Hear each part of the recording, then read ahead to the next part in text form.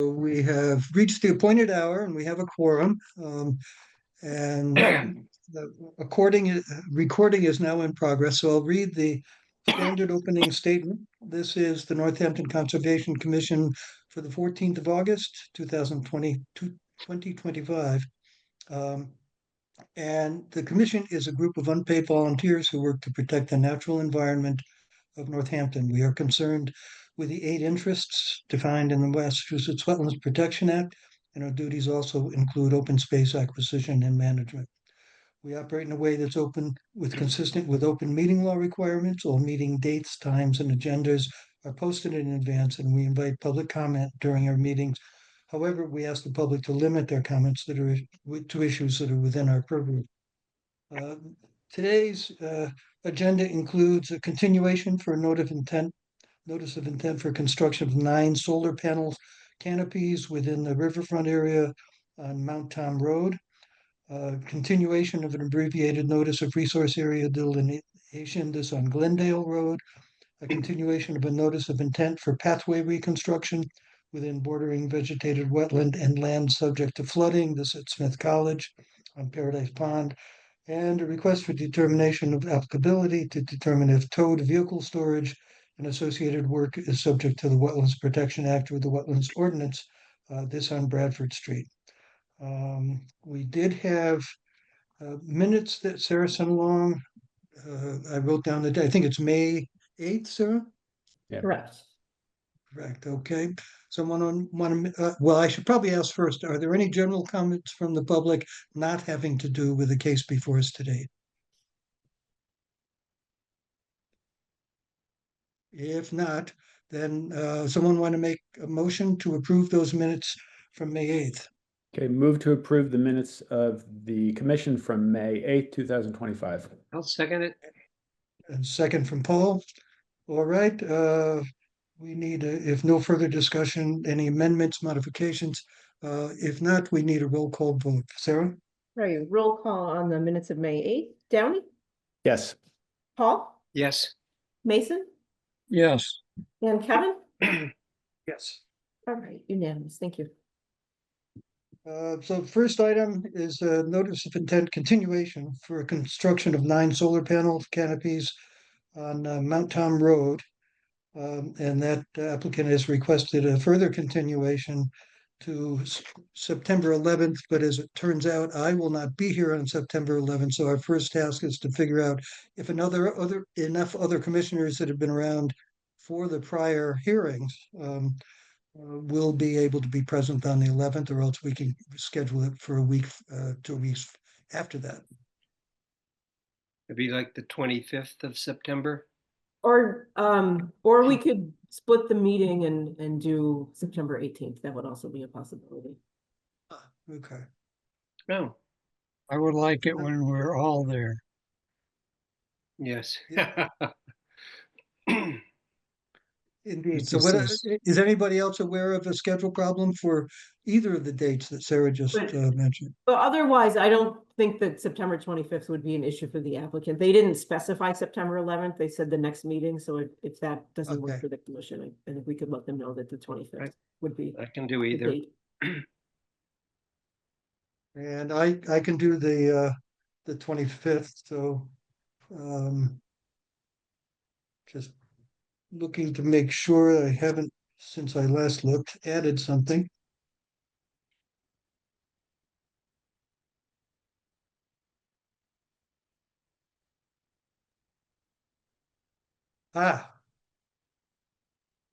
There is a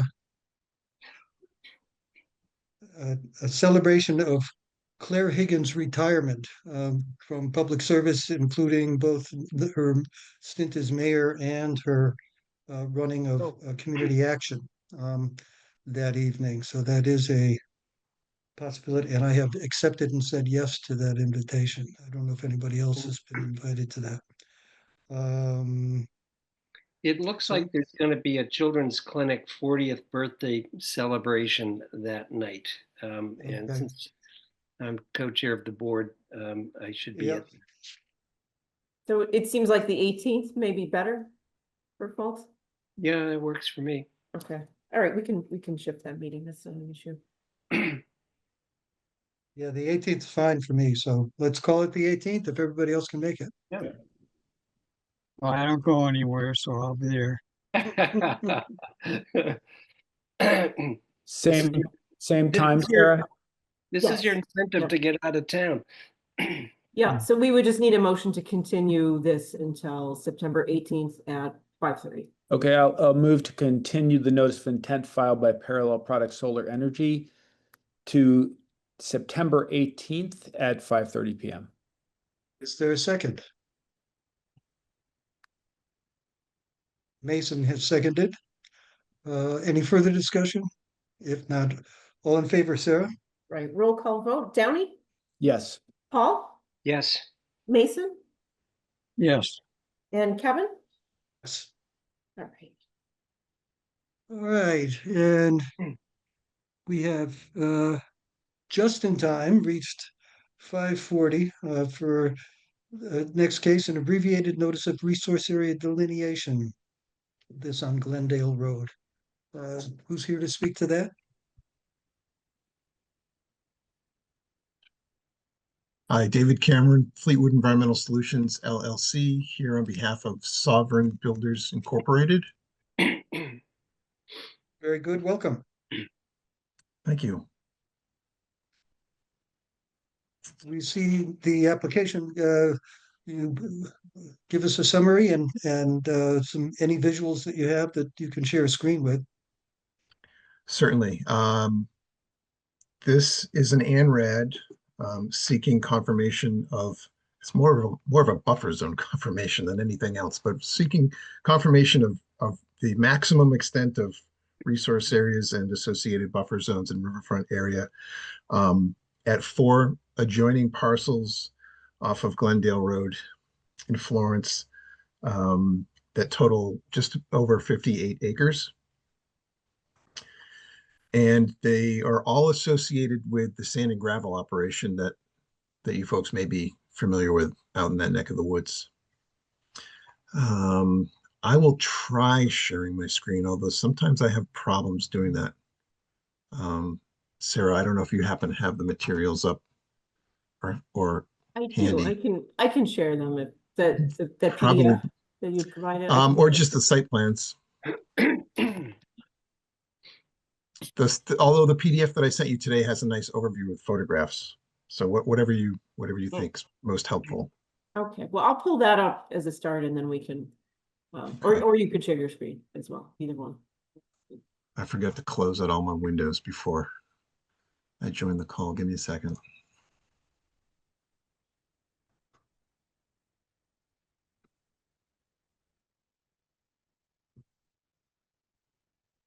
well, beats setting up all those little tripods Yeah, it does.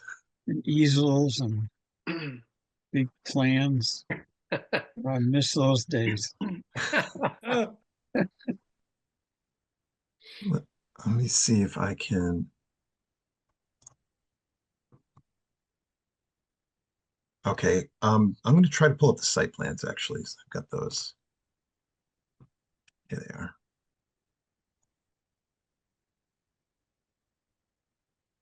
Can you see those?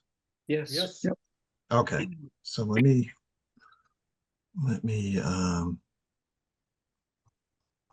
so this is a site plan set that this is the index sheet, and this is actually for this index sheet actually includes 2 other parcels that are in East Hampton, just south of what this ANRAD's concerned with. We have another ANRAD that's been submitted to the East Hampton Conservation Commission, and we started deliberations on that Monday night or Tuesday night. And but if you look at can you see my cursor? Yep. Yes. Okay. So the parcels that we're concerned with are all kind of encompassed by these sheets right here. So there are 4 separate parcels. And we flagged on these 4 different parcels 8 separate wetland systems. And most of them are associated with stream channels. And those stream channels are tributaries to Hannum Brook. And I'm going to scroll down to the first one.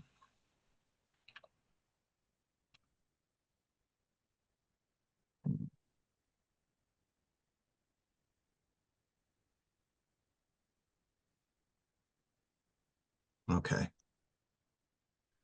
So the stream channel enters the property up here. So it flows south. And the extent of the former sand and gravel operation is more or less, in this portion of the property, is more or less consistent with this stream channel here. This stream and its associated buffer zone was the subject of an administrative consent order with Mass DEP over the last couple of years, and that was the prior owner. The prior owner of the property is dealing with that.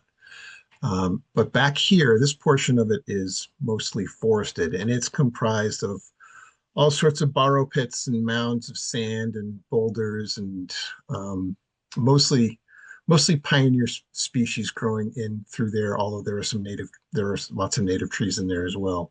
But it's been mostly scraped of topsoil and marketable sands and gravel. So what's left is just kind of and I think Sarah can attest this, kind of a hodgepodge of soils and pits and mounds and atypical plant communities and places. And so the stream flows along here, and then it comes down here, and then there's another stream. I call this one Wetland 9. It's really a BVW associated with a stream. It's also intermittent, and that flows down. And the confluence of those two streams is right here on this next sheet. From there, they flow to an access road that connects different portions of the historic sand and gravel operation, which is right here. There's a culvert beneath that gravel road that conveys flow from this side to this side. And based on a stream flow monitoring study that Fleetwood did last summer, we determined that everything turns perennial right at this point right here. There's actually another pipe that comes in roughly from this angle. Its origin is completely unknown. We don't know where the water comes from. The prior property owner didn't know. The pipe has existed there since prior to him owning it. But for whatever reason, that thing just flows nonstop. So I don't know if it's intercepting groundwater or whatever, but even during the drought of last fall, that pipe was constantly flowing. So everything upstream of that point dries out, including both intermittent stream channels that enter this point. From here, it turns into a forested, bordering vegetated wetland. We've got red maple, and I'll show you some photos of this in a moment. Red maple, there are lots of big eastern white pine trees with shallow roots, yellow birch, and eastern hemlock. Those are the predominant species in the overstory. And then winterberry, spice bush, and green ash in the understory, the sapling layer. And then it continues, and then it flows into East Hampton. And so this portion of the wetland and the stream is the subject of the other ANRAD, the one with East Hampton. Okay, moving to the west, to the two western parcels, we have Wetland 3, which is these are really two ponds. They meet the definition of pond under the regulations. It's greater than 10,000 square feet. So we have BVW associated with ponds here. And then we have what appears to be a perimeter ditch that must have been used to manage stormwater for the old gravel operation. Here, this is Wetland 5. And here, this is Wetland 4. And so I flagged both of those as isolated wetlands subject to the Northampton Wetlands Ordinance. As you can see, we're showing 50 and 100 foot buffer zones around all of these features. And back up to this plan, we're showing a 200 foot riverfront area on either side of the stream channel where it's perennial. Let me see.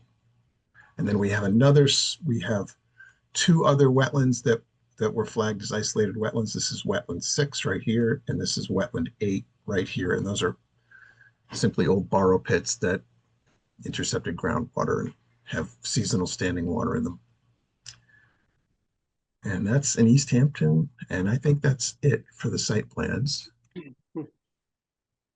Are there any questions on the site plans before I consider pulling up any other files?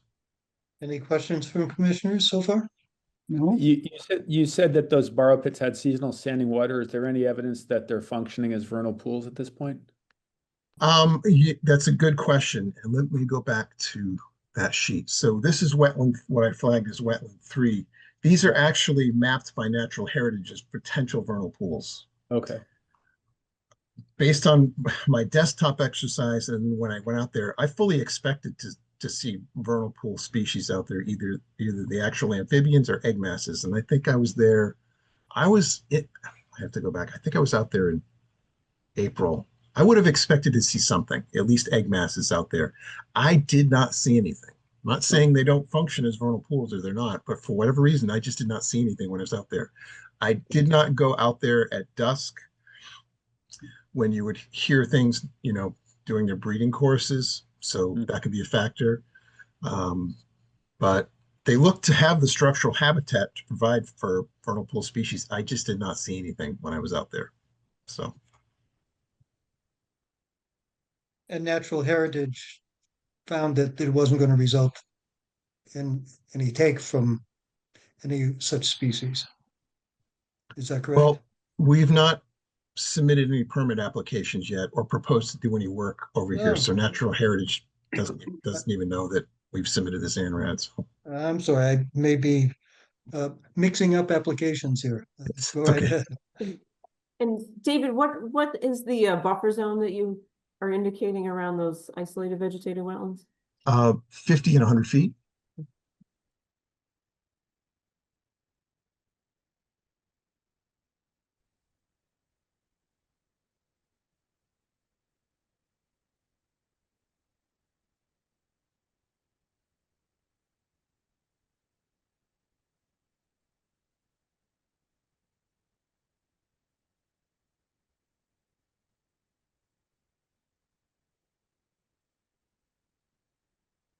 Any other questions from commissioners?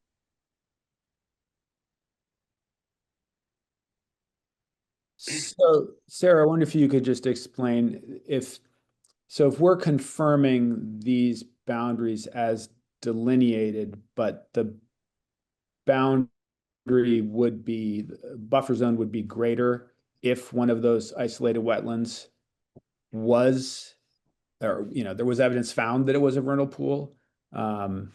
Because I guess that goes out to 200 feet. It would, that's correct. So this ANRAD would not prejudice or prevent that determination from happening at a later time? It wouldn't, no. So the commission could clarify in the resource area determination that that those could potentially be vernal pool habitat and may have an associated 200-foot buffer zone. Okay. And I don't have any insight into whether they may be vernal pools. It was incredibly dry when I went out. Right, so right. There was not a whole lot to look at. Yep. No, vernal pools in the summer have to be dry, right? That's kind of That, right. that is correct, yes. The best time is what, April, right?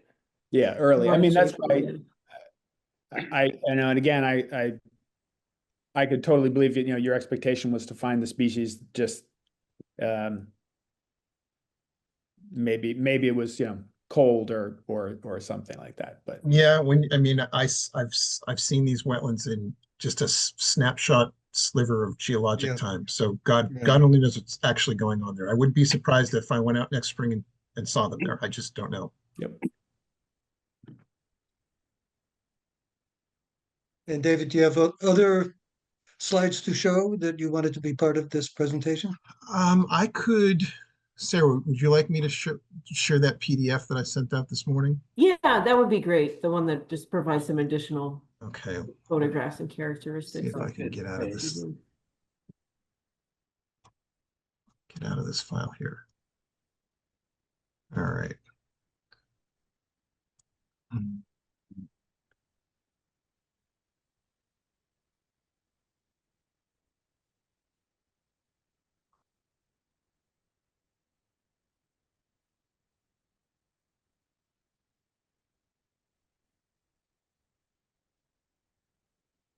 Blow this up.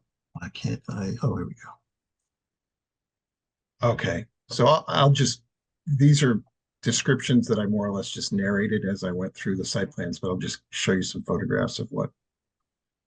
So this is the wetland that comes in from And the stream that comes in from the north, and the BVW around this we called Wetland 1. This is a photo of it actually last summer.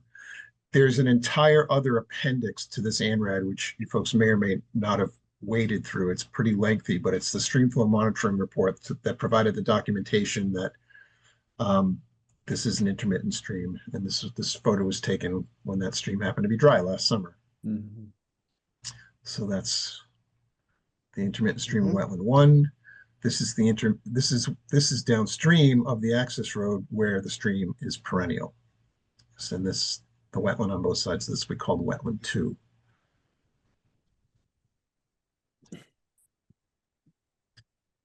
I couldn't find any photos in my files of Wetland 3, but these are those two ponds Mhm. that comprise Wetland 3, the potential vernal pools. This is Wetland 5. This is one of those old perimeter ditches that appears to have been constructed as part of the sand and gravel operation. It doesn't come from anywhere and it doesn't go anywhere. So it looks like water just kind of sits there. I did not see any flow in either Wetland 4 or Wetland 5. There was some wetlands vegetation here and there, but what I observed when there was water and there was standing water. So no flow. That's why I called them isolated. They don't go anywhere. This is Wetland 6. This is one of those borrow pits. This is the smallest wetland that was flagged on the properties. And this is the other intermittent stream that comes in from the west with the wetland around it. We call it Wetland 9. This is a stream stats report for Wetland 9 showing that the contributing watershed, and just to point out, this shows the other stream associated with Wetland 1, but it's actually not shown in where it actually occurs in the field. Where it actually occurs, it comes in from the north and it actually hugs this line right here. And so this dot I put at the confluence between Wetland 9 and Wetland 1 to capture that entire contributing drainage area to that point. And that ended up being 0.2 square miles. As you can see, it's a dashed line on USGS, which means it's intermittent. And I've got, I don't know, scores of photos showing it dry. Just coincidentally, because I put one of the stream gauges right at the confluence of those last summer before I had any notion that I'd be even looking at this property over here. So I just incidentally captured all those data of that stream being dry just kind of by luck last summer. And then these are some representative photos of the uplands. So these are fill piles that may end up getting repurposed for future projects. Some cobbles, sand, and assorted gravels. And this is a restored meadow on the eastern side of Wetland 1 in that intermittent stream. And this was required under the ACOP with Mass DOP. We did the restoration work last summer. These boulders represent roughly the 100-foot buffer zone boundary and is intended to keep people out of there, mostly vehicles and illicit ATVs. Recently, my client also put in a chain link fence a little bit further this way, just to make it, and it's temporary, just to make sure that everybody stays out of that area and doesn't drive any equipment in there. And I think that's all I have. Got it. Like I said, there's an entirely other appendix with scores of photos showing Wetland 1 dry at 3 stream gauges if folks want to see that or if they haven't seen it already.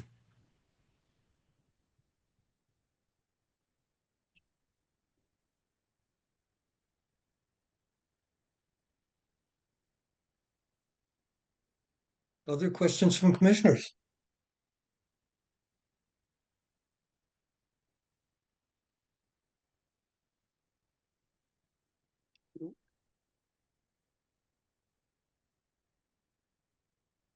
And Looks like there's a gentleman with a question.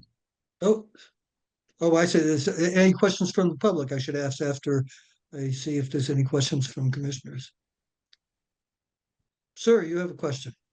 Yes, good evening. My name is Chris Stratton and I live on Redford Drive in Northampton. I've been researching the Breaky gravel pits with interest as I'm a frequent user of the adjacent conservation area, and I've been really fascinated with the area overall. The current city holding, the proposed Crescione expansion to the west, and these parcels that Sovereign's purchased on the East Hampton line. I will also mention I'm now running to represent Ward 6 in City Council, so I've been hearing a lot from Glendale Road residents who feel that they've kind of been on the receiving end of a bunch of things in the past, including the landfill there. Everyone understands there's going to be housing development here. That's not what you're talking about tonight, but that's where this is headed. And the question is going to be what sort of development, one that produces negative impact or one that might actually bring local benefits. And so I want to say that ideally there would be a community conversation as plans go from kind of initial intent to, actually something formal that you can file. One obvious concern is the number of units and thus the traffic that brings, particularly on the so-called Breakies Hill, which is right north of this. That's curving, it's narrow, cars slide down it on the ice in the winter. Returning home on my bike, traffic is a concern because there really isn't the space for someone to legally pass a bike until we finish grinding all the way up the hill. In your East Hampton filing, there were hints of surveying for a connection to the East Hampton sewer system, as Glendale Road doesn't have sewers. This is a neighborhood that has a history of water pressure problems. So if there was a way to get your water supply from East Hampton as well, that would be a positive.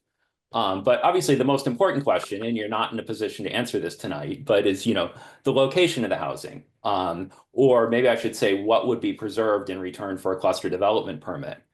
Building in the gravel pits themselves, I mean, they're dry, that makes a lot of sense. But if you go out to the west, there are forests sort of above the level of the digging that really ideally would be preserved as habitat, and also because they have all these old woods roads in them that connect adjacent public and private parcels. So for example, if the city buys the Crescione parcels to the west of the current conservation area, then at the very end of your East Hampton parcel, there is an existing connection south across the East Hampton line to New England Forestry's parcel at the end of Drury Road. So that makes a very key connection between overall preserved lands. And there are a number of other woods roads elsewhere that ideally, if you could not dig those up, that would be good. Additionally, to date, the city's conservation lands haven't really had any proper access from the Glendale Road neighborhood. So if there was a way that, a subdivision road, again, when it's time to talk about that, could provide public access into the city's conservation land, through what you would preserve and into the city conservation land, that would be great. And even maybe a few parking spots in there, as Glendale Road is currently really walk hostile. So I don't want to distract more from tonight's business, but I just want to say that, ideally in my mind, this would be a collaboration between the interests of the current neighbors, the future residents, who you're in effect representing as the developer, and conservation area users such as myself. Thank you. Thank you. And thanks for recognizing that, as I always, my standard statement about comments that are within our purview. At this point, our purview has to do with I know. the Wetlands Act and the Wetlands Ordinance, not with the sort of planning that you're talking about. But it's useful background to have, and we don't always get it. So there will be a future hearing where other things will come before us, and it's useful to have that kind of feedback. Thank you. Any other comments or questions from commissioners or members of the public? If not, Sarah, for an ANRAD, does this count as a hearing we have to close before we can take action? It does. Administratively, this is the same process as an NOI. Okay, so is there a motion to close the hearing? So moved. From Mason, is there a second? Second from Downey. Any further discussion? If not, all in favor, this is a motion to close the hearing. All right, so roll call on closing the hearing. David? Yes. Downey? You're muted, Downey, but he said yes, I could tell. Yes. Paul? Yes. Mason? Yes. And Kevin? Yes. So we would entertain a motion to capture, and the NRADs are unusual. We don't get them in this form a lot. but so that the conditions, we want to make sure, and Sarah in her staff report was pretty explicit about this, what we're not confirming, that we are in fact confirming some things, but not everything. And so I would think a motion would incorporate the staff comments that Sarah has indicated would be valuable, because there's a little more of a technical distinction than we usually get. And I would also add what came up tonight, that the commission's not confirming that the isolated vegetated wetlands shown are not vernal pools, so that the buffer zone there was made change. Right, as Downey pointed out, there could be a broader buffer zone there. So someone want to make a motion to forget which boxes.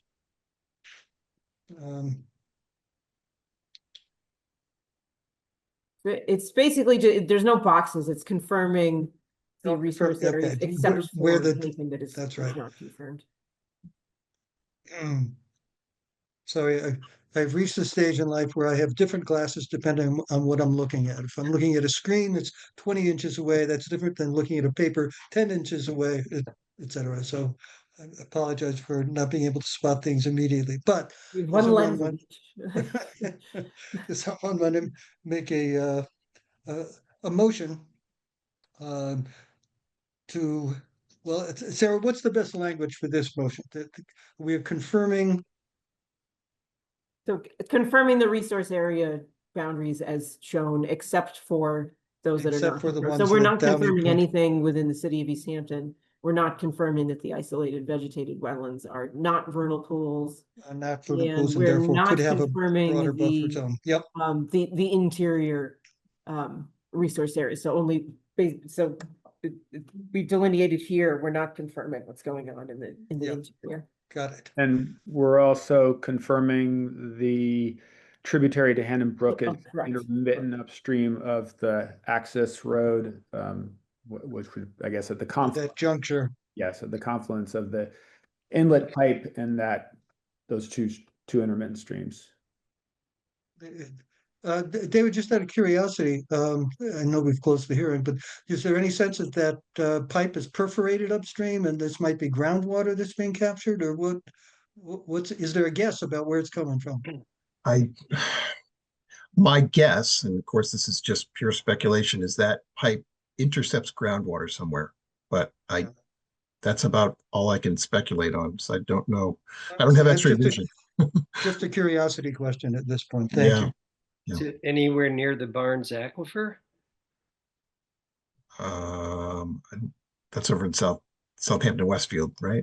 I thought that was under East Hampton as well. Yeah, it may be the very, very edge of it. Oh, I didn't realize it went that far. Yeah, this Over, is the okay. far northern extent.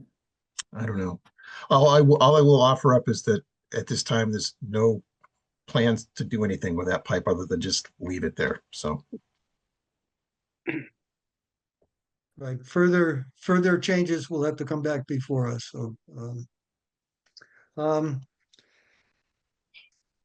So Downey, you were following up on Sarah's comments. Do you want to make that into a motion? Yeah, so I will move in order confirming the boundaries as previously discussed, and again accepting the boundaries. And I think also, in addition to the ones we discussed there, I think you also mentioned that just want to see your language here. So I guess interior resource areas are not confirmed by the termination. Not confirmed, right.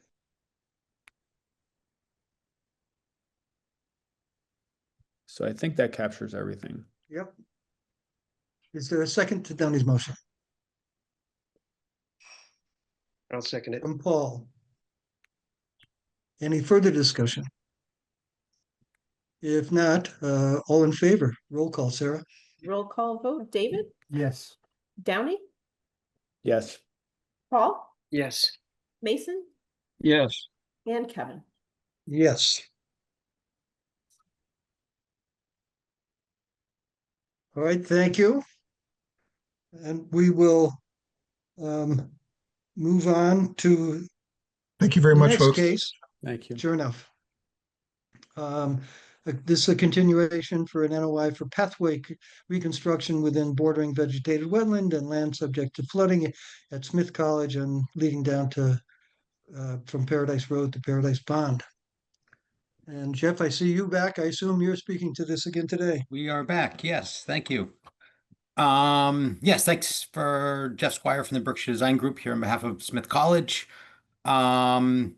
Yeah, I think there were a couple of lingering items that we needed to resolve, one of which was natural heritage and a couple of other things. So I could just take you through a real quick update as far as where things stand and go from there. So yeah, again, just this is primarily concerning the trail connection, washed out trail connection that connects Paradise Road down the steep hillside to the gravel path that surrounds Paradise Pond in this location here. Let's see. Oops, some images of the existing condition has been washed out due to stormwater overflows in various locations, but primarily because of a low spot in the road at the top of the hill that continues to wash out. You can see evidence of all of that here. So this project is really an effort to stabilize that trail, design that stormwater system, or at least prevent the stormwater issues that are happening now from happening in the future. And so the few things that we had been waiting for is to hear back from Natural Heritage, which we did, I think last week. I can share that email, but that should have been their update, or the plan updates that were forwarded to them were at least approved. We had to confirm or clarify some of the impact numbers and replication numbers. And so here, let me do this. And so what we did is we, essentially filled in most of the areas along the existing wetland that, really made sense from a hydrological standpoint. What you see in green are areas that have been filled in with gravel. So those are restoration areas. Those are being, restored. What you see in pink is what we're calling replication areas. And the gray hatch, this entire meadow here, and this wetland system here, as well as this sort of corridor that runs up the gully there, is all BVW. And so we're simply connecting all of that through, regrading of this path, expanding where it makes sense on the edges due to topography, and so have come up with a total combined replication and restoration number of just over 3,300 square feet. And I think what is being disturbed or impacted is just over 1,500 square feet. And so, yeah, I think that was one of the major revisions. And then yeah, just as the essentially it was an email, but this was the message or the letter back from Natural Heritage regarding the updated changes, and that they didn't have any impact on the existing, at least on their previous approval, which was really just limited to a time of year restriction due to the bats. And I think the one other thing I'm thinking of is there was a request to clarify the number of trees that were being removed. And so this plan here, it's 18 trees in total. There's a little bit of a brushy understory here, but it is there's 18 trees in total, mostly red maples that range in size from a 4-inch caliper. I think there's one 24-inch caliper. There's one beech and one sizable white pine in that cluster as well. But that's the list of tree removal or trees that are anticipated to come down. What I didn't bring, and I should have, is the larger part of this project is we've got a pretty hefty tree planting going on in front of the new cooling tower here. There's a whole number of street trees and plantings going along Paradise Road. just to offer that up as a, as mitigation for any of that loss of trees. There is a number of that are being replaced, that are proximate to the site, but that was at least to satisfy the request to list the number of trees that were coming out. So I don't think I had anything else to share unless there were other questions. Jeff, while you're on the tree removal page, are any of those actually within resource area, or are those all within buffer zone? They're all within buffer zone. There's one that's really close. There's a couple that are close, but yeah, they're all just buffer zone.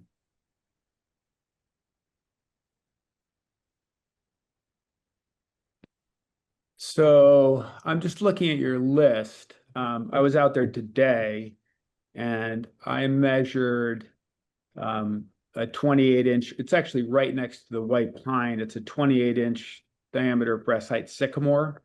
And there's also a 24-inch diameter breast height oak in that group as well. So I guess that those were not. It's basically that those two large trees that you see. I think it seems to be marked as maple, but it's definitely over here. No, it's actually I walked that area just trying to pick out those trees. It's definitely inside that circular boundary. Okay. As it was offset, but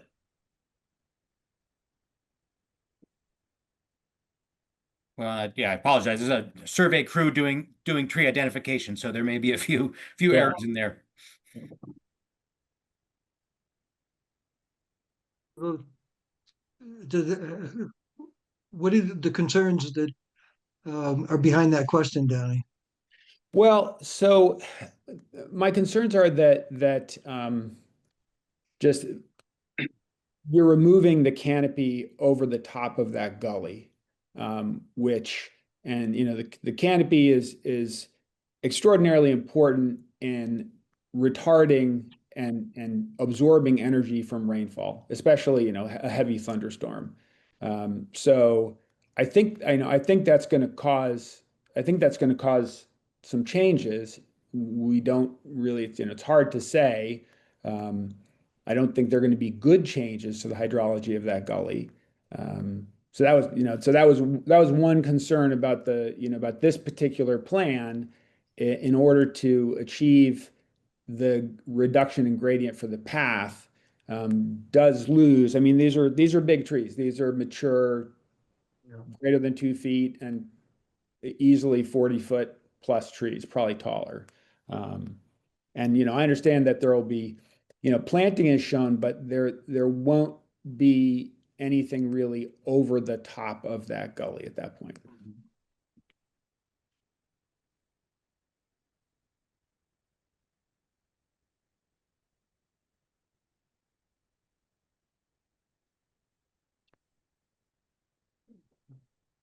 I don't disagree with you at all, Johnny. The one thing I would offer is that I think, at least the hydrological changes that are being made at the head of this gully, are primarily to resolve a lot of the runoff issues that are coming in from different locations. So, the hope is that the expectation is that the pressure, the intensity of rainfall at this location at the top of the gully won't be as intense as it is now. I completely agree with what you're saying. It removes some of that buffer. But the hope is that at least this project will reduce by some of the drainage updates and changes will reduce that, the intensity of those events up here. So the other question I had was I'm not a granite path expert. But the research I was trying to do, is there going to be a binder used in the granite? Because it seems like the slopes are pretty ambitious for the use of the granite. And I did read that people have had success with using a binder to keep it from mobilizing, but my concern is that the granite has certain advantages. Perviousness is one. It's probably less slippery, with ice and snow. But looking at these wetlands that are going to be created, they have no buffer zone from the path. So, so if that granite dust is mobilized, it's got really nowhere else to go but right into the wetlands that are being created right next to it. So I'm wondering about the technical specifications of that element of the construction. I mean, a stabilizer is certainly on the table. This is part of a larger project, budget-wise. So that's certainly a line item in the overall project that is, been an ongoing discussion. And, we can certainly stress, the need for that to the college. We've talked about that certainly as part of this project. And yeah, I think, quite honestly, it was a decision as to whether, some paved, hard surface was more appropriate than something more naturalized, and what could we select that was the most stable naturalized surface possible. And, as I'm sure you're aware, it's a challenge. Right. And so the hope was that at least by grading this at a consistent slope and with some more regular maintenance given, its intended use, that we can and directing that stormwater a little bit more directly, that and maintaining those systems that would at least avoid the majority of sediment transport if that was a problem. So what are so in this final version is the maximum slope for any section 10, and really it does, we're talking about a pretty short distance here because it does flatten out once you get around that sort of S turn. Right. What are the maximum slopes in that upper portion, since I'm thinking that's where stuff's going to be mobilized from? So yeah, 10%. You're right. Yes, 10% is the maximum slope. Okay. And have you had experience, or has Smith had experience of, using the granite dust or the granite aggregate in that steep a slope? I'm not sure whether Joe is on and could speak to that, but at least from my experience with the college, I don't think with this specific product with the crushed granite, they certainly have had experience with similar slopes with stone dust or other materials, and I think that's one of the reasons we're looking at this, because those have not been successful. Those do wash out, those do develop rills very easily and erode very quickly. And the benefit to the granite is that it's similar to crushed stone, where it's very angular. It stays in place a little bit more like a riprap would, just at a much smaller grain size. And so the hope is that this is going to be and prove to be a much more stable, maintainable material than some of the other options that they have had failure with across other parts of campus. But yeah, I mean, they definitely haven't had a lot of experience or any experience with this exact material, and a stabilizer on a slope of this magnitude. So I don't have the construction details in front of me, but will there be any treatment at the edges, as far as boards or berm or block or anything, so that if you did have the surface failing, something to contain it? I understand that of course contains your water, which increases your runoff issues, but so presently, no. I mean, the hope was that at least the design intent was that this was, a little bit wider than it really needs to be for maintenance vehicles, and that edge would sort of, meld into the ground cover next to it, adjacent to it. And so that, the main travel area is a couple of feet smaller, but yeah, that at least we provided some place for water to run off during those heavier events, rather than channelizing it if that's, if it gets impacted, or the edging, pops up a little bit. That's a lot of times what we see is that water will then travel along that edge, and that's the start of the problem. So at least that was the thinking in this proposal. David, you have a question? How steep are the proposed slopes that are going to be vegetated in that S area there? It seems to be pretty steep. Yep. On your drawings. So I think 2 to 1 is as steep as we would get. And you're gonna stabilize that, what, with blankets or? Yes. Yeah, okay. And David, you had a question? Question, yeah, just returning to the path and the material. I know there's a new path that Smith put in between the museum and the St. John's Church. And it seems pretty stable. I was wondering if that is, if you know anything about that, if that's the same crushed granite with binder that you're considering here. Good question. I do not know the answer, but I can certainly find out. I'm not familiar with that project, but so yeah, unfortunately, I don't know the answer to that. Okay. Paul? So going back to the 2 trees that Downey has referenced, is it imperative to this plan that they be removed? It sounds like a tremendous arboreal umbrella to protect the path. Mhm.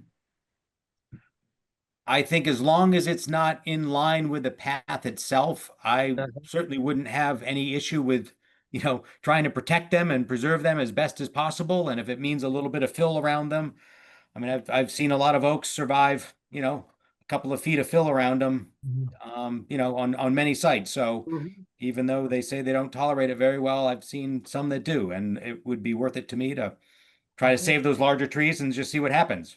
Right, good. Mhm.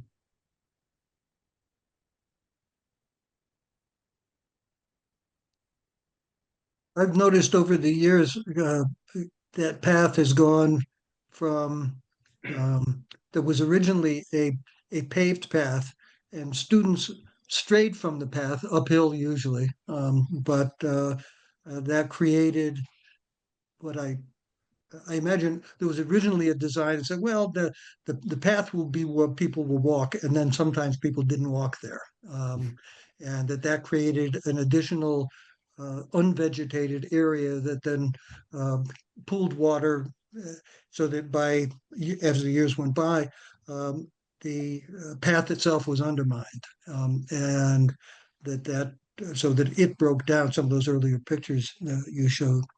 Um, Now you have the path, that S turn, so that the path itself should have a lower volume of water. But I wonder about where the students are likely to walk, and whether there's going to be a similar problem 5, 6, 8, 10 years from now, when they start modifying the path away from the paved area. Yeah, good question. I think the hope in this is that this would be at least the much more desirable path than, tromping down this steep eroded hillside. Certainly going to vegetate it, but yeah, I completely understand your point. I think just an interesting anecdote is we were trying to, understand the origins of all this drainage and study that with the DPW. At least what we understood is that this was a drainage solution that the DPW had devised, years ago. George Andrikidis, if you know that name, was responsible for the plan. So we had referenced some hand-drawn plans, and it looked like that part of that project had included, what at least at the time was called a sluiceway. And so that paved walkway, I think, was originally intended to convey water. It somehow converted to the pathway because that's what everybody was using. But going back a couple more years, that really was never the intent, is to have people walk there. But that's what happens. Human nature.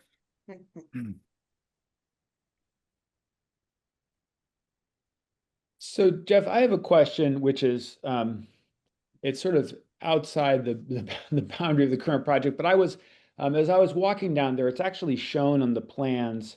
Um, there is a path that spurs off to the east at the very base of the path. It's interesting because it goes in between the 2 existing wetlands. Right. And then it travels.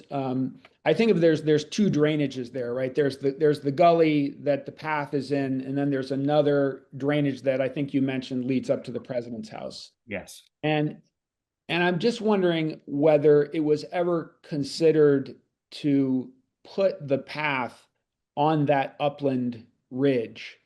It would take you to what's now the parking lot that's adjacent to the the heads for the geothermal.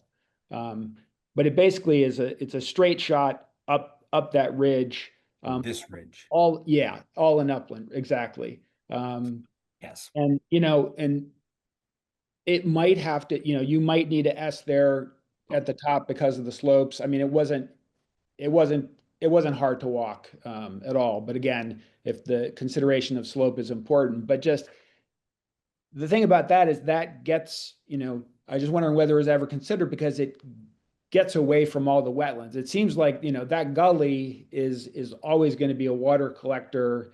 Mhm. It's going to be hard to keep the path from eroding there. And siting something at the top of the ridge would seem to get you away from those problems.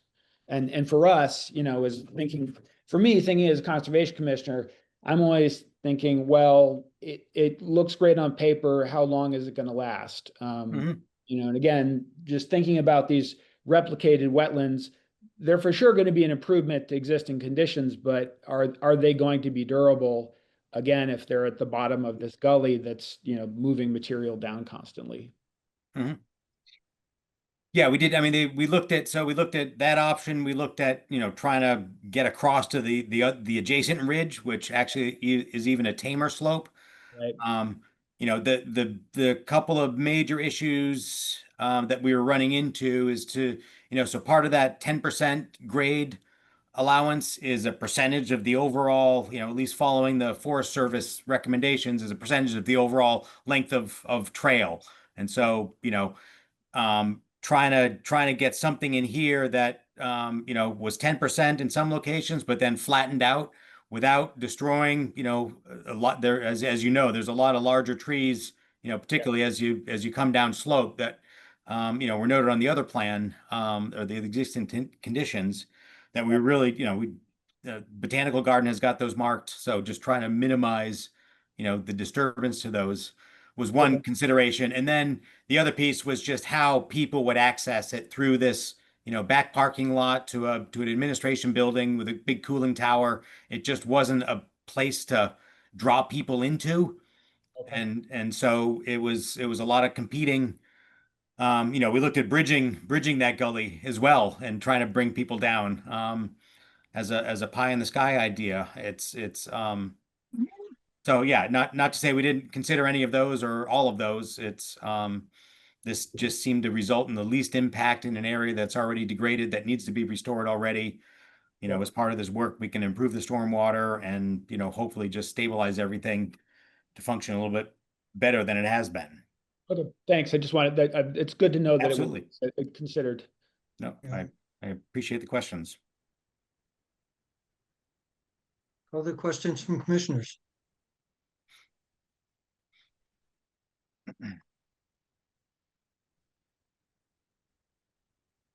It's a difficult situation.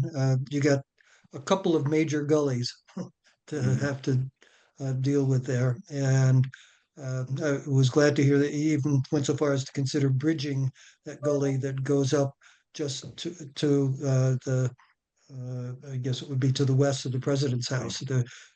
Is where there's a beginning of a drainage swale that comes out, and it always seems wet. And I imagine in a heavy storm, it's really a sluiceway in some ways. Mhm. And then you've got the other one coming down where the existing degraded path is coming down, and they're not that far apart. Right. Yeah, the gully that the stream down the President's Gully was flowing today. And I mean, there was some rainfall within the past 24 hours, but it's seems like it's pretty wet. Pretty wet. Yeah. Yeah. So- No, not easy solutions. Any other questions from commissioners? Any questions or comments from members of the public? So I guess I just have one last follow-up, which is I think it would be well worth it to try to preserve some of those larger trees. I mean, certainly, certainly there are a lot of 4 to 6 to 8 inch diameter breast height that if I was a forester, I would not keep those if I was, they're crowding the other trees. But again, my concern about removing that canopy entirely and having to wait 10, 15, 20 years to replicate that. But I also understand there's got to be a path. And, so I'm wondering about right now what we can do, Jeff, to condition this, so that the effort is made to preserve those trees if possible. And also my other open question is the actual stone dust, decomposed granite. I get that the grains, the sharpness of the grains is one of those things that allows it to hold better. But again, a 10% slope seems like asking a lot, and without, I don't know how we can condition this. So, I mean, if we had another project that you could point us to and say this, this was the stabilizer that was used, then we could say, yes, use that stabilizer, use that treatment. But without that, I'm wondering how to approach this. Because if it fails, then I guess, there have been enforcement order, we come back and it would have to be something, hardscape like concrete, which is obviously more hazardous and harder to maintain over the long haul. Downey, are you thinking that it would make sense to use stabilizers selectively just on the steepest part of the path? I think that at the bottom, and I think this is most of the path.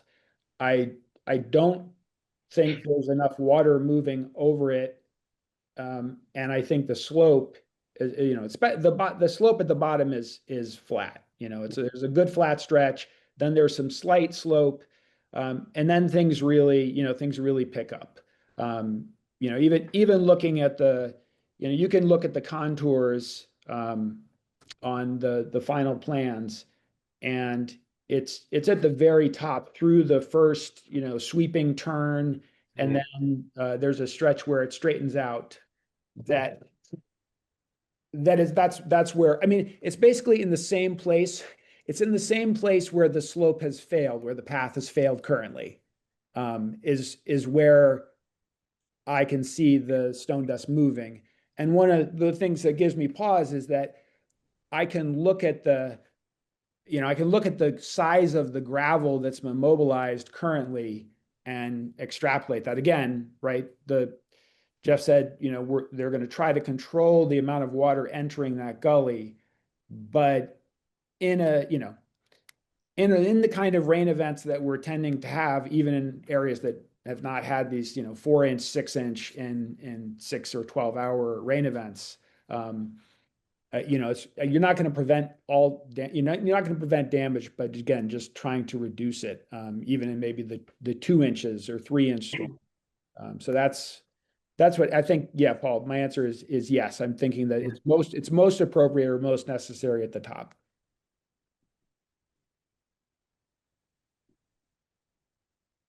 I guess, Downey, that if we think about conditioning and order for future operation and maintenance plans, are there implications for such plans that come from your question? That because Sarah in her staff report talked about our standard operating, the 75% of all plantings over 3 years with photographic evidence and regular reports.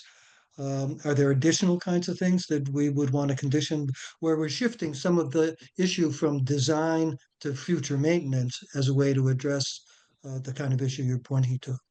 Well, I guess this is along the lines of the Conservation Commission frequently has used rain gardens or other sort of other more natural stormwater treatments. And those need to be maintained, but in a lot of places in the city, even though there's in the order of conditions, it's supposed to be maintained and reports are supposed to be issued, those things are completely filled in with silt. So would I, and I think we can say that the path has to be maintained, that, any stone dust that is mobilized has to be clean, but then it's like, if the stone dust gets washed into the Right. wetland, how are you going to get it out? Especially like this, this replicated wetland, again, we're giving credit for the replicated wetland, the small, 380 square foot wetland. If that fills up with sediment, then it's not serving the function that we're approving this project because it's created, and it has to be maintained. So again, I'm just trying to think of the ways that we can give what you correctly pointed out is it's a difficult circumstance because there is no way to remove the path from the wetlands, right? It runs right through them, which is not something that we normally approve because we realize that wetlands to function well need buffer zone.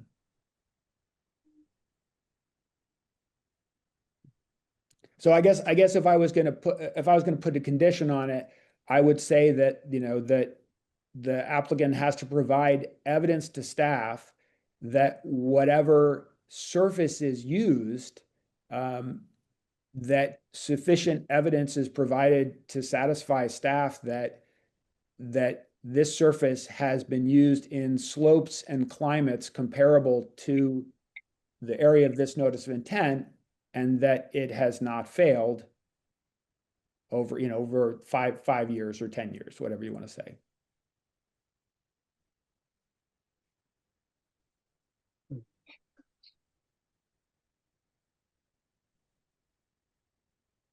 Well, that'd be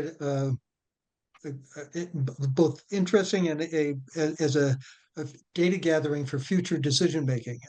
That this could be that experiment, which we look back to when other issues like this come before us. And if right now the applicant can point to other experiments that have been successful, then that gives us additional confidence that this is a reasonable design. What you're suggesting is that we should put that as a condition. You got to go dig up some evidence that is more compelling than a hope. Right, and Jeff is far more expert in creating systems like this and identifying solutions than I am, with the mighty Google at hand. So I would rather task him and Smith with providing that evidence. Now, it's a little strange because it is to the satisfaction of staff, and I think we've done that before, right? We've had staff approve planting plans. We've so Right. So I think it's perfectly okay. But again, it's saying we're going to condition this on staff being satisfied that you presented sufficient evidence. Right. And I was just adding that if we do condition it on that basis, it could serve and if it's successful, Right. that could serve as evidence for us facing similar decisions in the future. Oh, absolutely. Absolutely. But even better, Jeff, if you can find evidence to convince Sarah that, yep, this stuff works. No, absolutely. I mean, our standard, par for the course would be to reach out to a bunch of manufacturers who make this stuff and find out what they've installed locally and get some history on that, visit those sites and talk to the owners. And so that's our due diligence course. So it'd be interesting just to research that ourselves. So I'm happy to include that. And that's not a condition that would work for every project and every situation, but because this path is intended to be really permanent and it's incredibly public and highly utilized, I think that's fine here. I don't have an issue with that. Yeah, I would also be interested to know if you intend to use a binder, and it's probably a good thing, the steep sections, at least, what kind of binder it is, and if it's something that has an adverse environmental impact. Yeah. Absolutely. No, those are the questions I want to ask and I'm interested in. So yeah, thank you.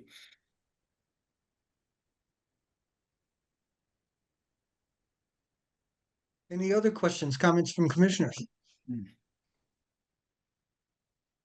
Well, my last question is, throwing it open to the other commissioners, is how attached are you to those large trees? Basically, what's the level of, what's the bar that the applicant has to get over in order to down? So is it, oh, we looked at it and yeah, it wouldn't work, or what? Because again, if we set a condition that's best efforts, then that's pretty vague and doesn't provide much guidance either way. For me, they have to be preserved if they're not in the way. And is this a situation, Jeff, where, you could install tree protection and work around them and, identify those prior to construction? And then, if it's clearly not working, if the grading is such that the roots are obviously being damaged, the air spading isn't an option, that it's, that we can revisit it at that point. Do you think that would make sense? Yeah, I mean, we can absolutely identify the trees. I mean, that's part of the one of the objectives with the contractors is to go out and stake this, in the field and really understand the impact, because we may want to make some subtle adjustments if we can do that. But we can certainly identify those trees. I think, again, depending on where they are exactly, Downey, if they fall right within the trail, that'll be a little bit of a different issue. But if it's in areas of fill, most of that area is a fill situation, and I'm just looking at that in a little bit more detail. And the most fill that we've got is maybe 1.5 feet. So I wouldn't see any reason that we couldn't, just leave everything where it is and, just be a little bit, maybe it gets a little bit steeper right around the trunk. There's clearly going to be work within the drip line, but I don't see any reason why we couldn't leave them in place and just minimize, the amount of fill or grading around them. And, we can do a site visit once we've got the final, alignment staked in the field or something. Yeah. Yeah, unfortunately, just looking at the current plan, I think it pretty much goes right over the top of the oak and the maple that are at the very top of the path. Right. And you're up against the retaining wall for the geothermal heads, so it's difficult. The sycamore and the other smaller maple are you could probably avoid by going a little bit high, by carrying the path a little bit higher up the slope before you made that first right turn. Sure. But yeah, it would be, No, yeah, if we condition it, then, again, we're not going to save them if the path is the primary objective. And again, I love trees, but as a wetlands commissioner, I'm more concerned about how it changes the hydrology of that gully. Because trees are good at energy dissipation, even better than riprap. Mm-hmm.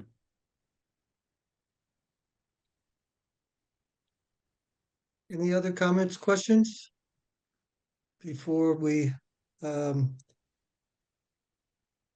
close the hearing, and then we can concentrate on what those conditions might be if we decide to grant an order.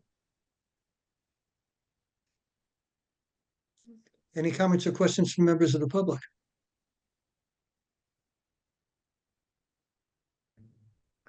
If not, step one, to close the hearing. Is there a motion to close? I would move that we close the hearing. Motion by Paul. Is there a second? Okay. Second by David. If no further discussion, vote on that motion. Roll call, Sarah? Right, roll call vote to close the hearing. David? Yes. Downey? Yes. Paul? Yes. Mason? Yes. And Kevin? Yes. And someone want to put together a motion with as a way to begin the finalization of what conditions we might apply. I like the condition that says the applicant should provide evidence to staff of whatever materials they select from other similar as possible circumstances, that they hold together and won't infiltrate the wetland, and to present that evidence to Sarah um, as part of the pre-construction final planning. And it also occurred to me that the tree question, Downey and Paul, could be similar, that we ask the applicant to mark the exact path of the trail, indicate which trees are, even with protection, going to be damaged beyond survival, and on a necessary basis in order to build the path, and that all other trees be protected. And the final walkthrough would include also Sarah's participation to agree on that path, and that therefore as many trees as is possible. And Downey recognize we're not just going after trees here, we're going after umbrella. And that if we can get as much protection as possible to the satisfaction of staff, that would be one of the conditions. So there'd be two things we'd ask the applicant to convince Sarah of before proceeding.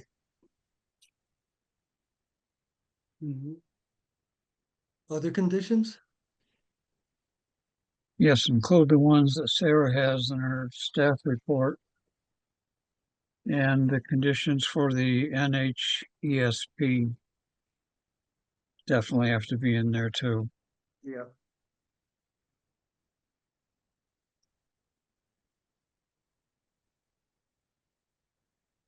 Anything else before we proceed? So, Kevin, can I just add the magic words, if feasible? So that Yeah. preservation of trees within the project area, all trees greater than 24 inches at diameter breast height be preserved if feasible. And I think, feasibility means that there might have to be minor adjustment of path routes. If there's no way to make the path, if it's not feasible, then the trees would come down. But if there is, if the path can be pushed, and fill can be added in that particular location, then I'd love to see them preserved. The trees have to be grubbed necessarily, which means removing the roots. Even if you cut them and leave the stump and the roots, it's better than nothing at all. Yeah, I mean, if they don't have to remove the stumps and roots, I don't think they will. Yeah. Yeah, that was the other thing I noticed, is that at the very top of that slope, those trees' root systems are probably pretty important in holding that slope. So again, you take down the trees. Yeah. I wouldn't take out the root systems because they'll take a while to decay, and that provides you with some transition. But yeah, and I don't disagree. I think I don't know exactly what our demolition plans say, but it would likely say just cut flush, hopefully, because I don't disagree. Leaving all that intact would be a good thing. And that adding the concept of feasibility, Downey gives Sarah some guidance about what we were expecting her to monitor and improve as the final route gets decided. it's the EPA's favorite word. So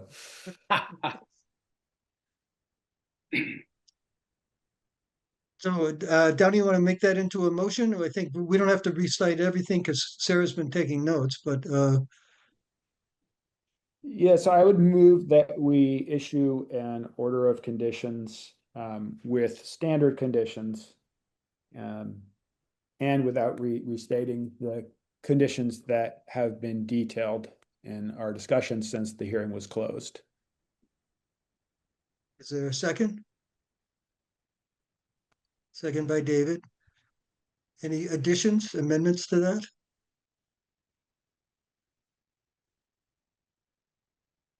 If not, all in favor, Sarah, a roll call. Right. Roll call vote on the order. David, Yeah, yes. Downey, Yes. Paul, Yes. Mason, Yes. and Kevin. Yes. Good luck. I know this is a tough one. And I think with this discussion and the conditions we've assessed, we can realistically look to the best possible the best feasible outcome. No, that's great. Yeah, no, we're really looking forward to it, and I really appreciate the discussion. It's yeah, it's a pleasure to come before you guys. So thank you. Thank you. Thank you, Jeff. Have a good night. Good night. All right, and then last case for today, a determination of applicability to determine if towed vehicle storage and associated work is subject to the Wetlands Protection Act or the Wetlands Ordinance, this on Bradford Street. Who's here to speak to that?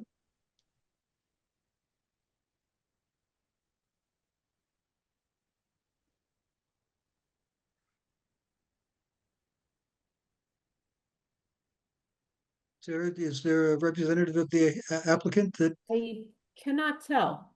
I don't know.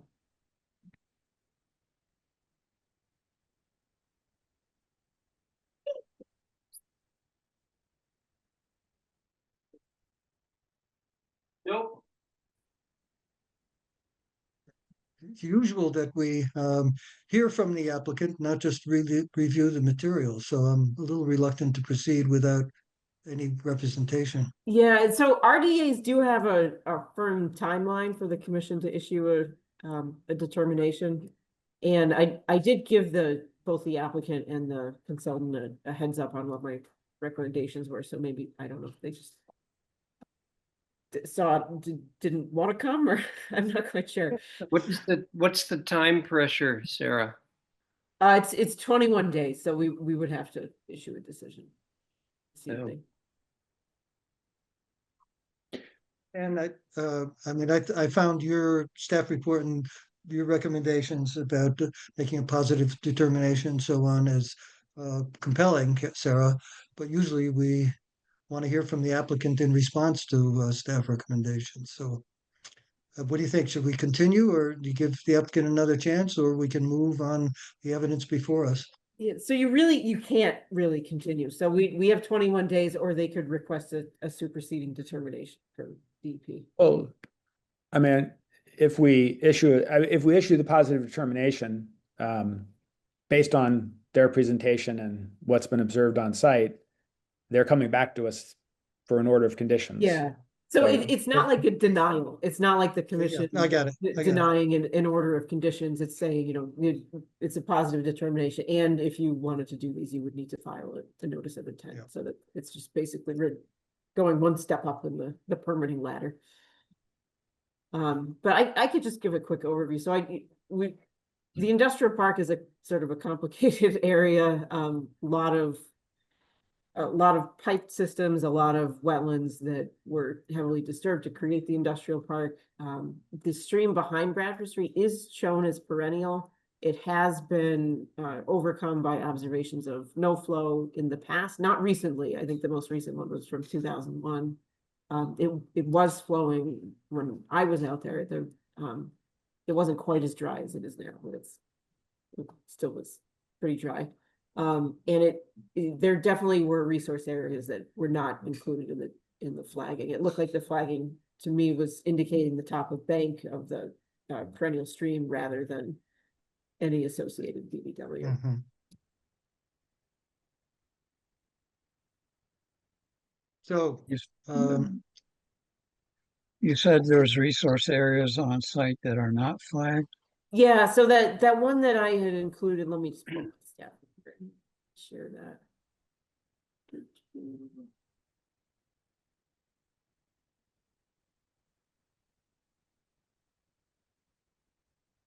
Of course, it's not the first time a detention basin has become a wetlands either. right. Yeah, so on the left side of the screen, this was shown as upland on the plan set, but it is clearly a wetland. Phragmites. Yeah, so this is beyond the gravel area to the west of the site, like, so, heading towards the stream, but this was not included in the flagging, which I and didn't seem to me to be accurate. You know, it didn't seem like the entire scope of the resource areas on the western side were included in the flagging. And then on the eastern side, the area that was labeled as a detention basin, I couldn't find any reason why this would be called a detention basin. We didn't show this on any previous plans for the adjacent property.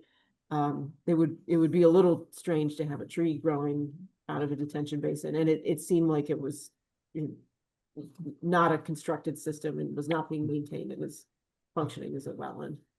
So I had some concerns about that. And it also just didn't seem like there was enough information presented to be able to tell whether the work proposed, the grading, and directing the stormwater towards the west would actually have any impact or not, so that the notice of intent would be necessary for that. Who did the flagging? Tim McGinnis? This,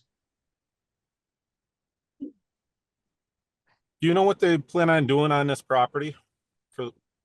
Is there any fear of oils or contaminants going into the wetlands? Yeah, that was another question that I had. So it was intended to be towed vehicle storage, I think mostly for trucks that had been towed.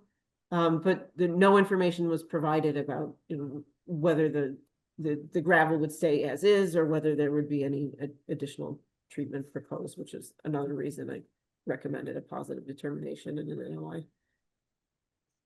Yeah, Well, because it I would seems on the definitely be face- worried they do the heavier trucks where big oil spills, hazardous material go back to the lot for storage.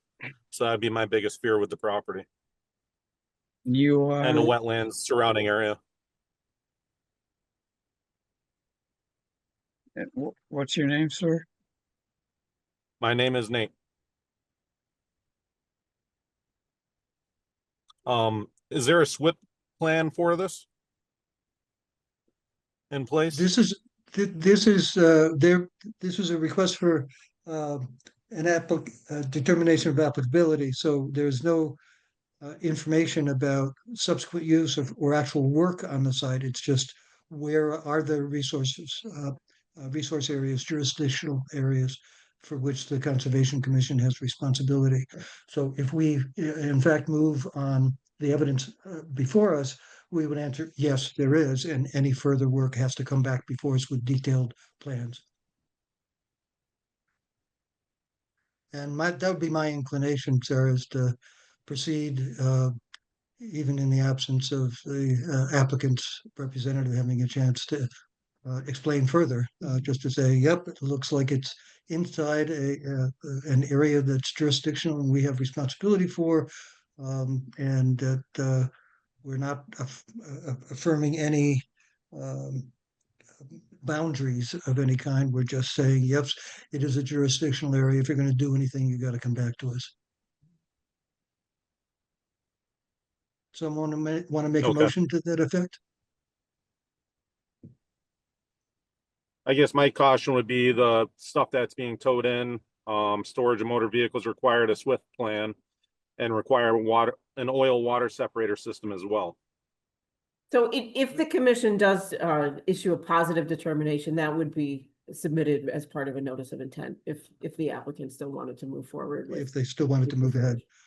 And in fact, we have other other applications with similar issues that we're having to deal with. So yes, they'll have to come back before us and explain what they want to do and make sure that it is permissible.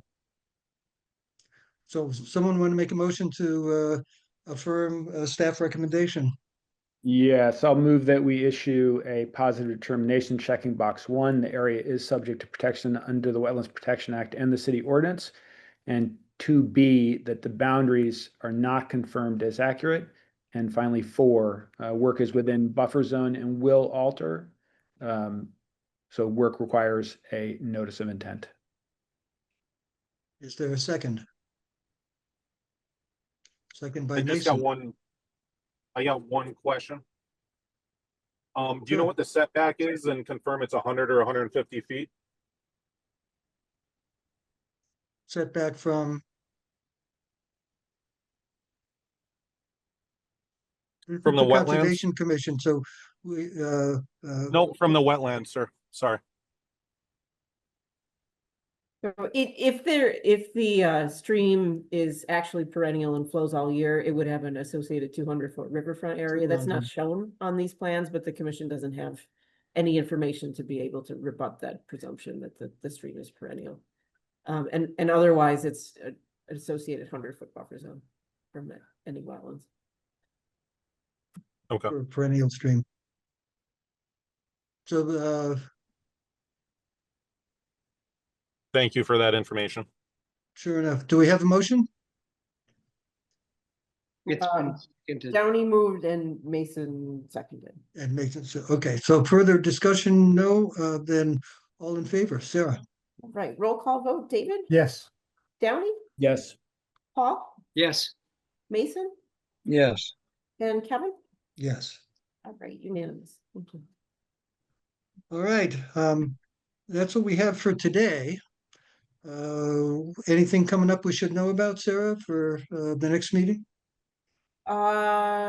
Not entirely sure at this point. We may get a few filings in the coming days. They tend to, so we have generally we have a 30-day application deadline, and they're always like right up against the 30 days.